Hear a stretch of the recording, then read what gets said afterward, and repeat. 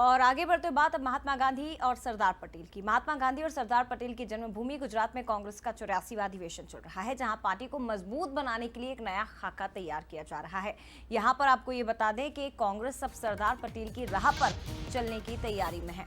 कांग्रेस नया अभियान न्याय पथ चलाने जा रही है और विस्तारित CWC की बैठक में ये फैसला हुआ। तो ये भी बता दें कि जो है नफरत छोड़ो भारत जोड़ो का मंत्र अपनाने कांग्रेस अब जा रही है और कांग्रेस ने अपने ट्विटर हैंडल पर पोस्ट कर इसकी जानकारी साझा की है और इसे लेकर बीजेपी विधायक रामेश्वर शर्मा ने निशाना साधा और कहा कि कांग्रेस ने जीते जी तो सरदार पटेल का अपमान किया, अब कांग्रेस का न्याय पथ सोनिया गांधी परिवार के लिए तैयार है।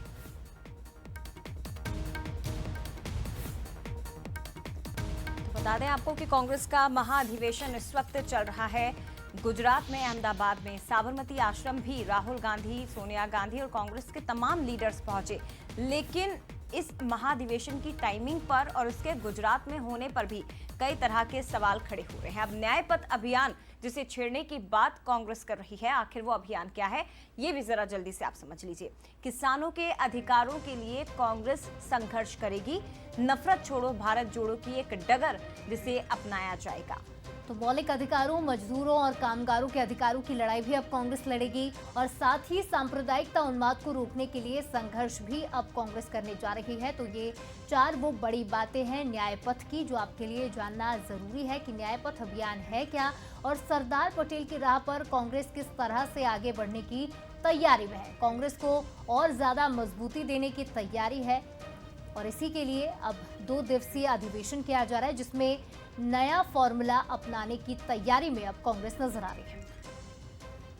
देखिए, चाहे सरदार वल्लभ भाई पटेल हों, चाहे बाबा साहब अम्बेडकर हों, कांग्रेस हर हमेशा ये झूठ बोलती रही है कि उनकी राय पर चलेंगे। अगर सरदार वल्लभ भाई पटेल की राय पर कांग्रेस चलेगी ना, तो पहले तो सोनिया गांधी के पूरे परिवार को कांग्रेस से बाहर करना पड़ेगा, क्योंकि कभी गांधी परिवार जो वर्तमान में है वो सरदार वल्लभ भाई पटेल की राय पर नहीं चल सकता, क्योंकि नेहरू की वंशवेला जो है कभी भी इस देश में सरदार वल्लभ भाई पटेल हो या बाबा साहब अम्बेडकर हो, इनको स्वीकार नहीं करती है।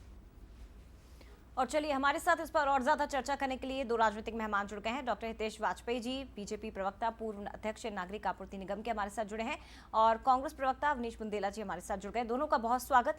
सबसे पहले अवनीश बुंदेला जी, आपके पास ही आना चाहूंगी, क्योंकि कांग्रेस का महाधिवेशन जो गुजरात में चल रहा है और गुजरात में है, इसलिए कई तरह की बातें भी इसे लेकर हो रही है। दूसरी तरफ अब सरदार पटेल की राह पर चलने के लिए जो बातें कांग्रेस की ओर से कही जा रही है, आखिर इतना लंबा वक्त क्यों ले लिया सर?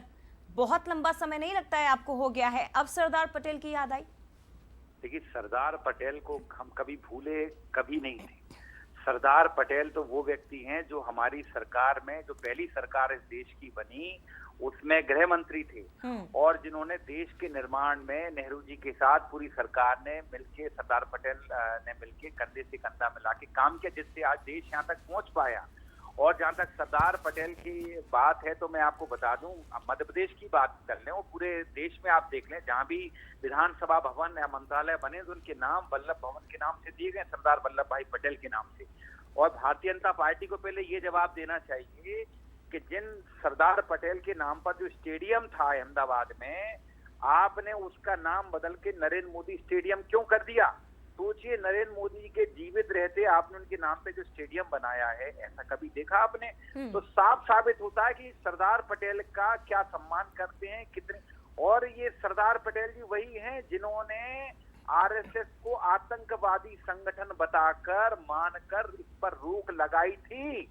जब महात्मा गांधी की हत्या में नाथूराम गॉडसे का नाम आया था, तो कृपया, दिक्कत ये कि भारतीय जनता पार्टी के पास विरासत में कोई नेता नहीं है।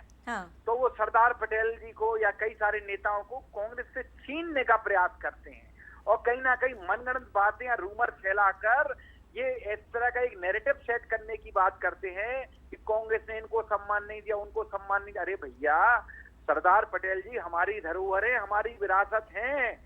हमारी पहली सरकार में गृह मंत्री थे जिनके कार्यकाल में आप देखें ये तो देश आकार ले पाया। आपकी सरकार में सर ये गृह मंत्री थे, इतिहास तो सभी को पता है, तो मेरे सरदार तेरे सरदार की लड़ाई क्यों चल रही है फिर देश में?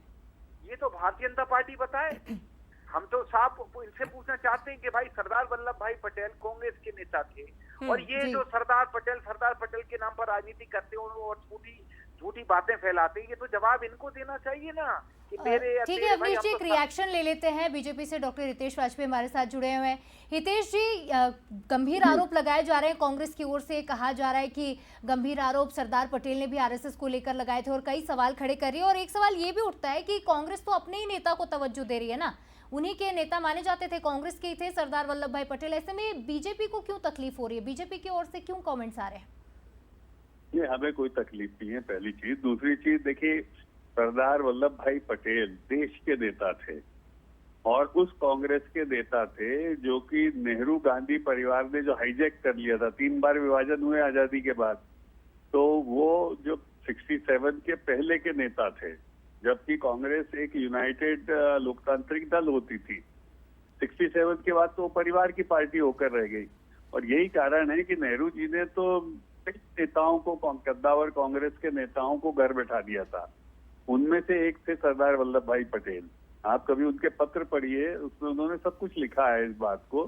वो बहुत निराश होके, जो एक नेहरू की सत्ता लोलुपता थी इनके परिवार की, जो आज तक चली आ रही प्रियंका राहुल तक, इनकी सत्ता लोलुपता की वजह से वो दिल्ली की राजनीति छोड़कर चुपचाप घर चले गए थे। क्योंकि सरदार पटेल को लाने वाले महात्मा गांधी थे, जी। कोई नेहरू थोड़ा था। नेहरू ने तो सबको भगाया, सरदार पटेल तो छोड़िए, अब महात्मा गांधी तक का सम्मान अंतिम समय में नेहरू जी नहीं कर पाए। महात्मा गांधी बोलते थे यदि देश का विभाजन होगा तो मेरे शरीर पर होगा, और भैया ने माना नहीं। भैया खड़े हो गए रात को, वो अंग्रेजों के प्रतिनिधि बन गए, अंग्रेजों के नामित मुख्य प्रधानमंत्री बन के उन्होंने झंडा वंदन भी कर डाला रात ही को। वो तब आपको ध्यान हो, महात्मा गांधी जी उठकर नोआखाली चले गए थे। वो ये कहते थे पहले देश में शांति लाओ, ये कहते थे नहीं भैया पहले मैं प्रधानमंत्री बनूंगा। तो नेहरू जी ने तो बहुत दुराचार किया है और उन्होंने कांग्रेस का पूरा स्वरूप ही बदल दिया। उन्होंने उसको अपनी निजी संपत्ति बना लिया, जो आज तक एक परिवार की पार्टी बन के रह गई है। और सभी लोग इस बात है, अम्बेडकर जी का ले लो, कांग्रेस ने अम्बेडकर जी के नाम पर आज उनको कैसा करंट लगता देखा आपने? और जबकि आप देखो अम्बेडकर जी के खिलाफ ये प्रत्याशी लड़ाते थे, उनको अपशब्द कहे। अम्बेडकर जी का पत्र आप उठा के देख लो, जब उन्होंने कैबिनेट को छोड़ा। अच्छा, ये क्या अम्बेडकर जी को कैबिनेट में लेंगे? वो तो एक इंटरिम सरकार थी, इंटरिम गवर्नमेंट बनाई गई थी, जो अंग्रेजों ने बनाई थी इंटरिम गवर्नमेंट। और महात्मा गांधी जी के सुझाव पर श्यामा प्रसाद मुखर्जी और अम्बेडकर साहब को कैबिनेट में लिया गया था। तो नेहरू जी तो सपने में भी नहीं लेते इन लोगों को कभी। वैसे भी बीजेपी लगातार कांग्रेस पर ये आरोप लगाती ही रही है कि सरदार पटेल का सम्मान कांग्रेस नहीं करती, लेकिन अब शायद वो सम्मान दे दे, तो इसमें तो बीजेपी को खुशी होना चाहिए। नहीं, मुझसे पूछ रही हैं आप? हाँ हितेश जी, आपसे। नहीं, ये लोग नहीं कर पाएंगे। देखो ये लोग क्या आज जो ठोकरे खा रहे हैं ना, दर दर की ठोकरे खा रहे हैं देश भर में। आप सोचो आज 3 राज्यों में भी पूरी सरकार इनकी नहीं बची है। बहुत बुरी स्थिति है देश में इनकी, कांग्रेसियों की। तो अब उनको क्या पुराने दिन याद आ रहे हैं, पुराने नेता याद आ रहे हैं। गुजरात जाते हैं तो उनको सरदार वल्लभ भाई पटेल याद आ रहे हैं। क्यों? क्योंकि गुजरात में तो इनका मतलब स्थानीय निकाय तक में कोई नाम लेवा नहीं बचा है। ठीक है, बूथ बैंकरप्ट हो गए, कार्यकर्ता नहीं मिलते, बूथ पे बिठाने के लिए आदमी नहीं है। रिएक्शन कांग्रेस का भी ले लेते हैं हितेश जी। जाए तो उनकी बहुत हालत खराब है। हितेश जी, एक रिएक्शन भी ले लेते हैं कांग्रेस का। अवनीश जी, हितेश जी कह रहे हैं कि नहीं कर पाएंगे कांग्रेस वाले। हितेश जी, सबसे पहले तो मैं एक बात कहूं, ऐसे लग रहा है कि हितेश जी तो मुझे लगता है कि इतने बुजुर्ग नहीं है, वो तो युवा हैं। और हितेश जी ने तो ऐसे बखान कर दिया कि वो घर चले गए, जबकि उनकी शायद जानकारी के लिए बता दूं कि सरदार वल्लभ भाई पटेल अपने जीवित रहते, जिंदा रहते तक गृह मंत्री है देश की। वो ये कह रहे वो घर चले गए, नेहरू जी से नाराज हो गए, मेरे भैया ने झंडा फहरा दिया। वो जीवित रहते कैबिनेट छोड़ के चले गए थे मेरे भाई। जैसे हितेश जी मतलब उसके प्रत्यक्ष गवाह रहे हो, तो ये थोड़ा हास्यास्पद है। और मैं इतना कहता हूँ, आपको जानकारी नहीं है। मैं पत्र पढ़िए, सब उसमें लिखे गए हैं। थोड़ा सा वो क्यों दिल्ली छोड़कर गए, थोड़ा सा अपनी पार्टी पे ध्यान दे लें, थोड़ा सा जो वादे जनता से की उस पर ध्यान दे लें कि भैया जिस तरह से पेट्रोल, डीजल और गैस के अभी दाम बढ़े हैं और आपके वादे करते करते आप चलिए ठीक है सर, वादे करते ठीक है। बहुत धन्यवाद आपका अवनीश बुंदेला जी, माफ करिएगा इतने समय। डॉक्टर हितेश वाजपेयी जी, आपका भी बहुत शुक्रिया। सरदार पटेल को लेकर सियासी लड़ाई देश में कोई नई नहीं है, लेकिन अब ये लड़ाई और आगे बढ़ती इसलिए दिखाई दे रही है क्योंकि कांग्रेस सरदार पटेल की राह पर आगे बढ़ना चाहती है, ऐसी बातें कही जा रही हैं। कितना आगे बढ़ पाएगी ये देखने वाली बात है। बिल्कुल, और इतिहास के मुद्दे अब वर्तमान में आ रहे हैं और जिस पर सियासत भी तेज हो